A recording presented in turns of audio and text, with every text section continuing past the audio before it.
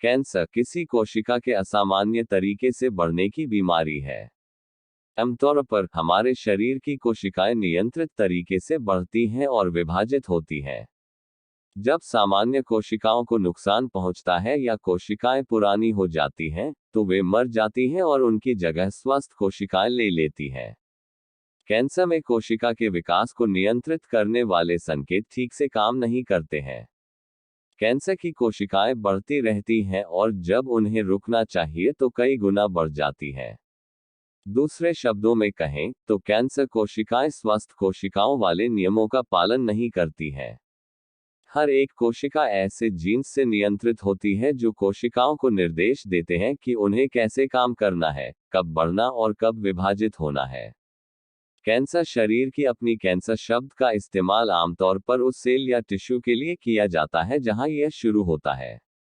बच्चों में अलग अलग तरह के लगभग 100 से ज्यादा के कैंसर होते हैं।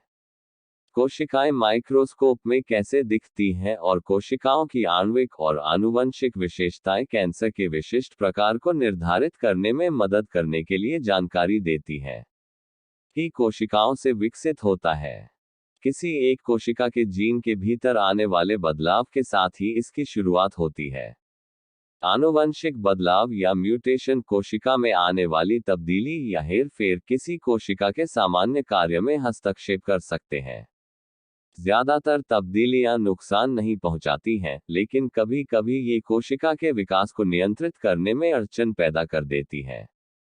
ऐसा कभी कभार ही होता है कि जीन में बदलाव सिर्फ इसलिए आए क्योंकि माता पिता के साथ भी ऐसा ही हुआ था।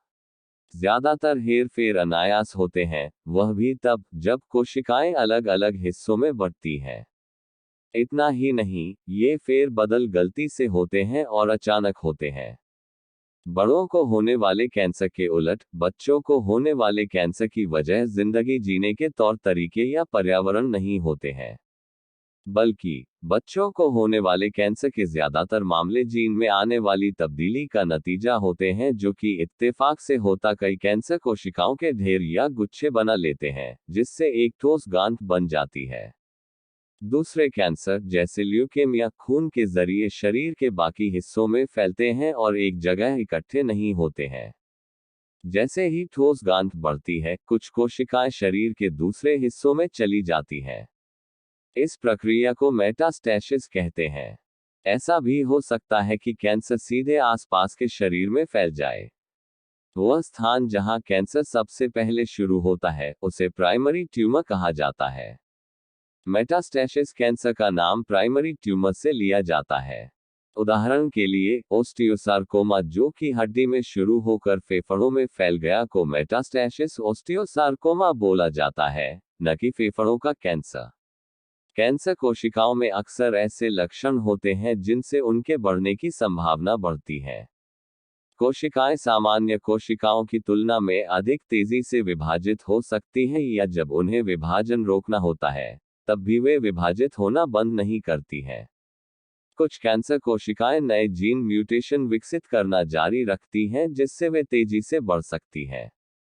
कैंसर कोशिकाएं के बढ़ने से उनकी बनी हुई गांठ आसपास के खून की नसों और तंत्रिकाओं पर दबाव डाल सकता है, जिससे शरीर के कई अंग सही तरीके से काम करना बंद कर सकते हैं। कैंसर कोशिकाएं स्वस्थ कोशिकाओं के काम में अड़चन डाल सकती है। बच्चों को होने वाले कैंसर के मुख्य उपचारों में surgery, chemotherapy, radiation therapy, immunotherapy और लक्षित थेरेपी शामिल है।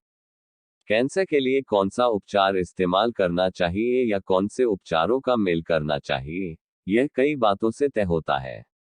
इनमें शामिल है कैंसर का प्रकार जिसमें जीन में आई तब्दीली शामिल है, ट्यूमर कहां पर है, कैंसर पहली बार हुआ है या दोबारा हुआ है, ट्यूमर के आकार सहित कैंसर कौन से चरण में है और क्या कैंसर शरीर के दूसरे हिस्सों में फैल गया है या नहीं। बच्चे की उम्र, थेरेपी में आ रहे सुधारों की वजह से बचपन में होने वाले कैंसर के बाद जिंदा रहने वालों की दर में बढ़ोतरी हुई है, जो अमेरिका में अब औसतन 80% या उससे ज्यादा है। हालांकि दूसरे कैंसर के मामलों में रोग का निदान न होने से हालत अब भी बेहतर नहीं हुए हैं।